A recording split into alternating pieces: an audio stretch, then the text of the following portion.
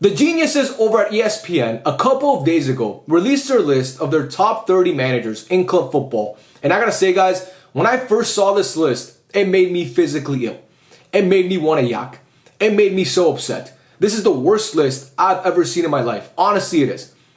And you guys might think I'm being hyperbolic. You guys might think I'm being mean. You guys might think I'm being dramatic. When I show you this list, you're gonna understand why I'm speaking the way I'm speaking. Because these guys are paid to talk about football, but they have no idea what they're talking about. And ESPN, we know, and thank God this is the case, for the most part, they're not known for their football punditry. Because to be honest, they shouldn't be. They have some of the worst football opinions and some of the worst pundits in all of football. In the football industry, they might be the worst. And I know this because I'm forced to watch them. Because they have the broadcast rights for La Liga in the States. And obviously, I support Barca and I live in the States. So I have to watch these guys basically every week and listen to what they say. And it's bad, man. It's honestly so bad. And again, this list is a prime example of that.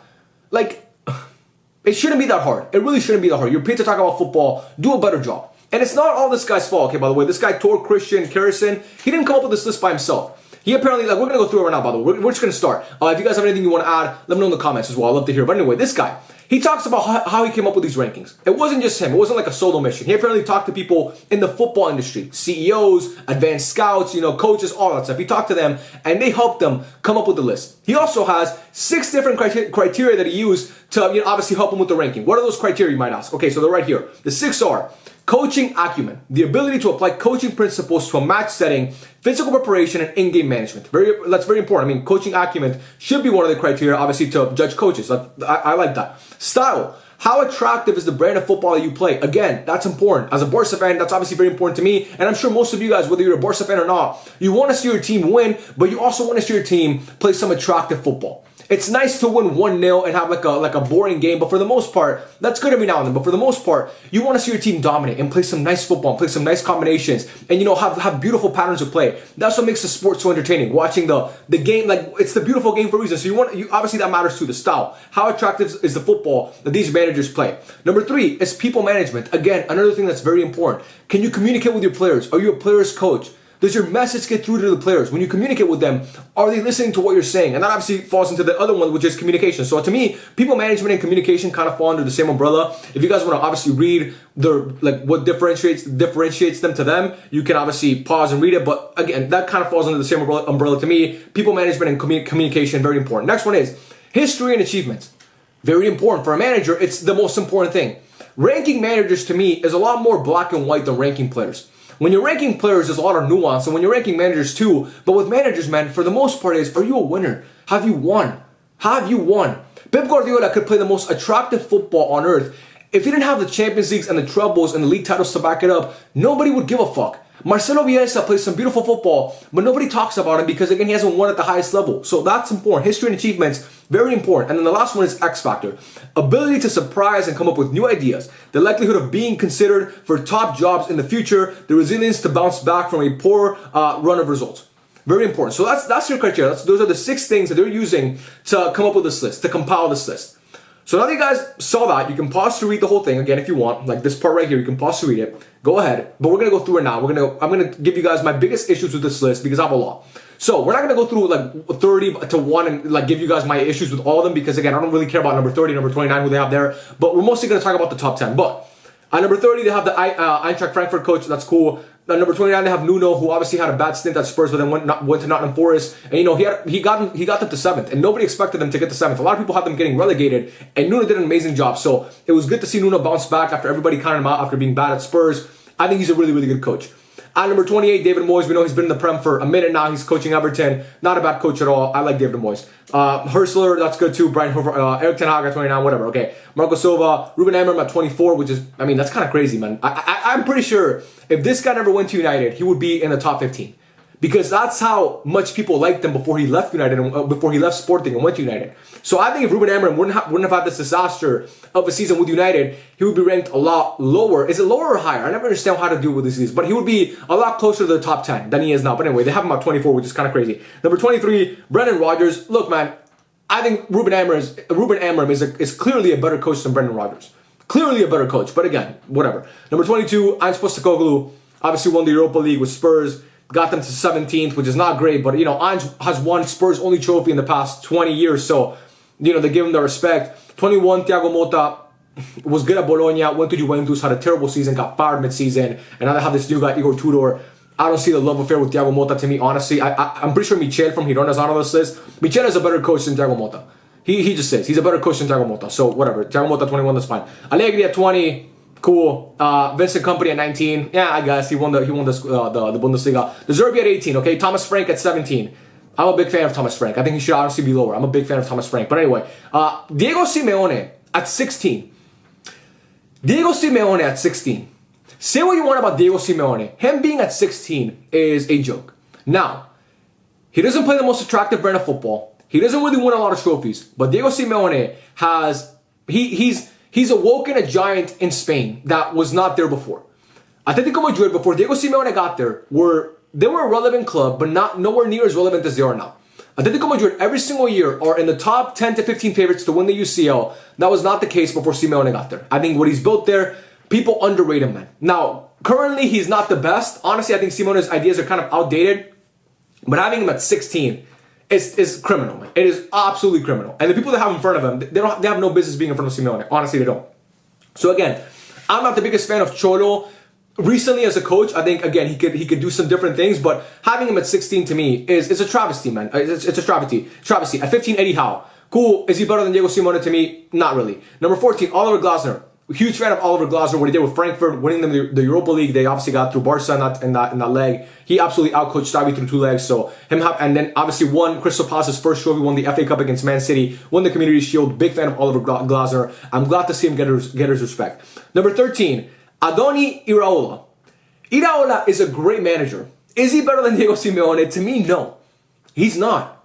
He's not a better coach than Simeone. Now, Iraola does a lot with less talent than Simeone, but this year, I mean, Bournemouth basically lost their whole back line. So we're gonna see what he does this year with them. I think they might finish in the bottom 12 of the Prem, but again, we'll see what happens. But Iraola's a great coach, but to me, he's not better than Simeone. Simeone at 16, again, it's criminal. It's criminal. At number 12, they have Enzo Maresca. Too low. Enzo Maresca deserves to be higher. He deserves to be higher. He's a great coach.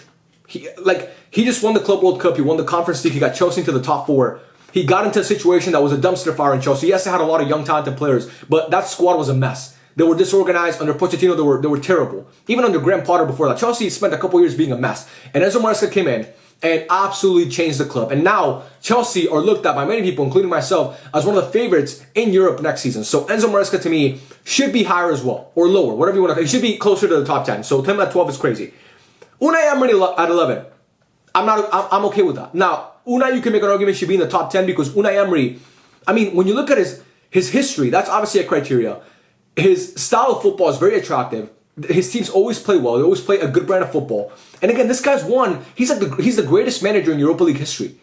He goes to Aston Villa, and they're terrible under Steven Gerrard, and he takes over. I think they were battling relegation under Gerrard, and he takes over. And look what he's done with that club since then. It's absolutely miraculous, man. Look at the way he had Ollie Watkins playing. Look at the way he had Marcus Rashford playing, and Marco Asensio playing, and Tielemans playing. All these guys, the way he had them playing.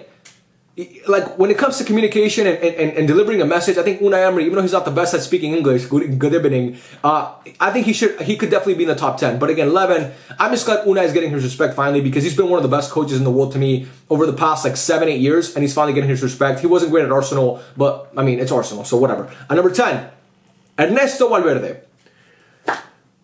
I don't get it. I don't understand Ernesto Valverde being in the top 10 managers in the world. Obviously, Ernesto spent a lot of time at Barca. Some of the worst memories I have as a Barca fan were under Ernesto Valverde. I think he's a good coach. I don't think he can adapt on the fly. I don't think he has an X factor about him. I think Ernesto Valverde is a guy who, if you give him a team like Athletic Club, he's going to win him a trophy. He won them the Copa del Rey, which is great. But Ernesto Valverde is not a top 10 coach. He's not a better coach. There's no universe where he's a better coach than Unai Emery. There's not a universe where he's a better coach than Diego Simeone. There's not a universe where he's a better coach than Iraola. There's not a universe where that happens. He's just not. I'm sorry. And people might think I have a vendetta against this guy. I don't. I just don't think. Look, getting Athletic Club into the UCL is great. And obviously we know Athletic Club don't sign any players. They don't have a transfer window. They genuinely don't have one. They don't sign anybody. They only have players from the Basque region. But I don't think Ernesto Valverde is in the top 10. I'm sorry, he's just not. Like, when you're talking about criteria, like, he's won a Copa del Rey, he won a couple league titles with Barca, that's great. In the biggest moments for Barca, he always seemed to fail us. He always seemed to fail us. So, yeah, and it wasn't all his fault, by the way. Messi bears some responsibility, and Luis Suarez, and Jordi Alba, and Sergio Roberto, and Rakitic, and Busquets, and all these guys, and Coutinho, and Dembele bear a lot of responsibility as well. But in those games against Roma and against Liverpool, again, they're talking about history here. So it's not just based off past season. There's a lot of things that went into this. He should not be in the top 10. Next one. Gasperini at 9, obviously went to Roma, did amazing things at Atalanta. I'm fine with Gasperini. Again, to me, he's one of the best managers in the world. I'm fine with him being at 9. At number 8, Simone Inzaghi. Honestly, could be lower. He could be like 7, 8. He could be lower. I'm going to say lower when I mean like he could be closer to 1. But obviously, he just went to the Saudi League, which was shocking to me because I thought he had many more years in Europe with Inter. I think Simone Inzaghi, like, yes, the Yusuf Fano aside, that was bad. But in his time at Inter, he really, I mean, what he did for that club was amazing. It was really amazing. They went trophyless last year, but they battled for the Scudetto until the last day. They obviously made the Yusuf Fano. I like Simone Inzaghi being that high. Again, he's gone to Al Hilal now, so it's kind of weird because you like I don't know how to, like, it's different in the Saudi League. You know, how do you rate these managers in the Saudi League? I don't know. But him at 8 is cool. At number 7, Antonio Conte. I'm cool with that. But at number 6, they have Mikel Arteta. This is one of my biggest issues with this list. It's not my biggest issue with this list, but it's one of my biggest issues with this list. And people think I have a vendetta against Arsenal. I don't. If we're talking the criteria, right? Style of play, communication, X factor, all that stuff. Mikel Arteta and his teams play some nice football. Is it the most amazing style of football you've ever seen? No. Is it Pep with Barca? No, it's not. But he plays a nice brand of football. But when you're talking about history, when you're talking about coaching acumen, what does he have over Diego Simeone? What does he have over a guy who coaches in the same city in Enzo Maresca? What does he have over Unai Emery? What does he have over Antonio Conte, who's won a league title in Italy, who's won a league title in the Premier League? What does he have over Antonio Conte, who awoke Juve back to being a sleeping giant and started their dominance in Italy, who brought Napoli the Scudetto last year, who won Chelsea the Premier League after the year before they finished 10th, I'm pretty sure. Antonio Conte's done that. Antonio Conte is arguably the greatest league manager in history. There's an argument to be made. He's the best league manager ever. This guy won an FA Cup in 2019 and people are still on their knees glazing him. I don't understand it, bro. What is the obsession with Mikel Arteta and putting him so high? He is not a better manager than Unai Emery to me. If we're talking about history and coaching acumen, he does not have a better history or coaching acumen than Unai Emery. He doesn't have a better history or coaching acumen than Enzo Maresca. Enzo Maresca in one season won a bigger trophy than Mikel Arteta's won in 7 seasons, bro. In 7 seasons. And again, I'm not trying to pick on Arsenal or Mikel Arteta because he beat Real Madrid. Is that a trophy? Did you win a trophy for beating Real Madrid? No, you didn't. You didn't win a trophy for beating Real Madrid. So again, to me, having him at 6 ahead of guys like Antonio Conte, ahead of guys like even Inzaghi, I forgot like Gasperini. I mean, Unai Emery, no. Enzo Maresca, absolutely not. Absolutely not. I don't think he should be number 6. I don't think he should be number 6. Like, he's choked the Premier League a couple times already. He's already choked the Premier League a couple times. I don't want to hear about City. Last year wasn't City. It wasn't City last year. It was Liverpool that beat you to the title. It wasn't City. That was your year last year. It was your year. And yes, you had injuries, so did every other team. If he doesn't win this year, this guy might get sacked. And we're still talking about him being a top 6 coach in the world. No. That's one big issue that I have with this list. I don't like seeing Arteta at number 6. I don't like it at all. At number 5, Hansi Flick at number 5. 1 spot below Mikel Arteta. They have Hansi Flick at number 5. 1 spot lower than Mikel Arteta. Absolute bullshit. Bullshit. Hansi Flick is number 5. Communication. Coaching acumen. History. Football style. How attractive is the football they play? This guy checks every single fucking box. They give him a 76 out of 100. They give him a 6 out of 10 in the X Factor. This guy came into Barca. Barca had just won trophyless. We're going through a really dark period. And this guy came in and completely transformed Lewandowski, Rafinha, Fermin Lopez. Pedri had his best season in his career under Hansi Flick last year. Frankie de Jong, Inigo Martinez. What are we doing here? Alejandro Valde. When it comes to communication and getting through to his players, nobody does a better job than Hansi Flick. His players adore him, bro. They adore him. They adore Hansi Flick. He's won a sextuple, if you want to talk about history. He just won a domestic treble.